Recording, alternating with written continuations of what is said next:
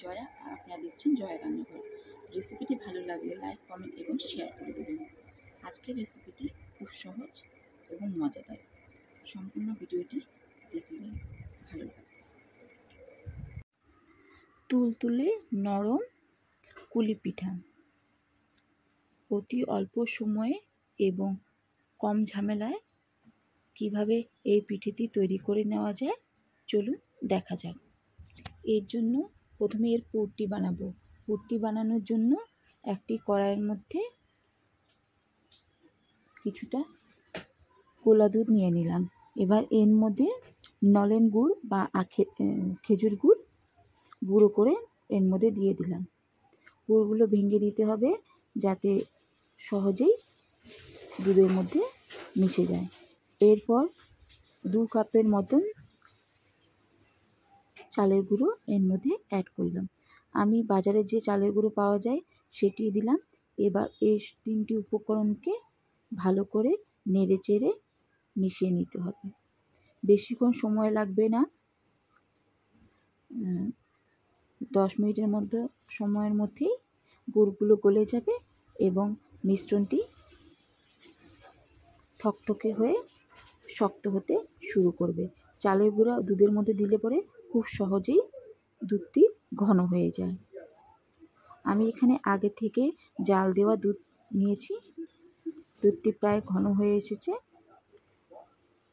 দেখো 10 মিনিট পর দুধ প্রায় শুকিয়ে গেছে। চালের গুঁড়াটি দুধকে শুষে নিয়েছে এবং গুঁড়ো গলে গিয়ে একটি সুন্দর পুর তৈরি হয়ে গেছে। এবার এই পুরটিকে নামিয়ে নিয়ে ঠান্ডা করে নিতে হবে।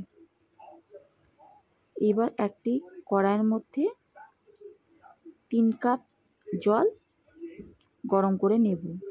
জল গরম হয়ে গেলে তার সমপরিমাণ চালের গুঁড়ো আমি এর মধ্যে দিয়ে দেব।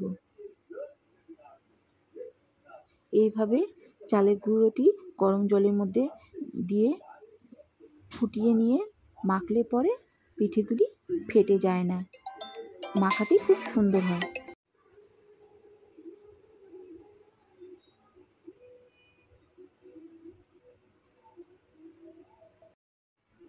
পাঁচ মিনিট পরেই দেখো চালের গুঁড়ো জলটি প্রায় শুকিয়ে নিয়েছে। এবার দলা পাকিয়ে যাচ্ছে। এবার একটু নাড়াচাড়া করলে 1 মিনিটের মধ্যেই এটি সুন্দর একটি আঠালো মিশ্রণে পরিণত হবে। এবার এটিকে কড়াই থেকে নামিয়ে নিয়ে সামান্য ঠান্ডা করে নিয়ে হাতে ছোঁয়া যায় এমন গরম অবস্থায় এটিকে ভালো করে মেখে নিতে হবে। দেখো কি সুন্দর ডো তৈরি হয়ে গেছে, মসৃণ একটি। এবার এটিকে একটি চাটির মধ্যে রেখে নিয়ে ভালো করে আর একটু মেখে নিলাম যাতে বেলার সময় এটি ফেটে না যায়। এবার তার থেকে ছোট্ট একটি লিচি নিয়ে যেভাবে আমরা লুচি তৈরি করি সেরকম সামান্য ময়দা ছিটিয়ে নিয়ে এটিকে একটু চ্যাপ্টা করে নিয়ে বেলনার সাহায্যে বেলে নিলাম। যেহেতু এটি চালের গুঁড়ো তাই আটা বা ময়দার মতো সহজে বেলা যাবে না, একটু সাবধানে বেলতে হবে যাতে ছিঁড়ে না যায়। এবার এটিকে হাতের মধ্যে নিয়ে এর মাঝখানে পুরটি দিয়ে দিলাম। এবার এটিকে দুপাশে মুখ বন্ধ করে নিয়ে এটিকে চেপে চেপে এর মুখটি বন্ধ করে নিয়ে হাতের সাহায্যে পেঁচিয়ে পেঁচিয়ে সুন্দর একটি ডিজাইন বানিয়ে নিলাম। এইভাবেই সবকটি কুলি পিঠাকে তৈরি করে নিতে হবে। দেখুন আমার সব কুলি পিঠাগুলি কি সুন্দর তৈরি হয়ে গেছে। এবার এটিকে সেদ্ধ করার বাড়ি। এবার একটি গামলার মধ্যে আমি জল নিয়ে নিলাম এবং তার উপরে যেটির মধ্যে আমি মোমো সেদ্ধ করি সেই মোমোর পাত্রটি রেখে দিলাম। এবার উপরে একে একে সব কুলি পিঠাগুলি সাজিয়ে দিলাম।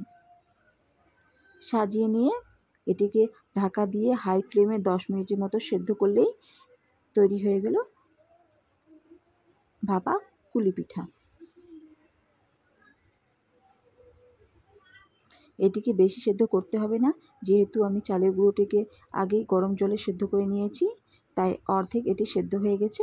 বাকি 10 মিনিটের মতো সেদ্ধ করলেই পিঠাটি খুব ভালোভাবে সেদ্ধ হয়ে যাবে। দেখো 10 মিনিট পরে কী সুন্দর পিঠাগুলি সিদ্ধ হয়ে গেছে। এবার নামিয়ে নেব এবং বাকিগুলিও সিদ্ধ করে নেব। দেখো আমার পিঠাগুলি কি দারুণ হয়েছে দেখতে, তোমরাও বানিয়ে দেখতে পারো। বাই।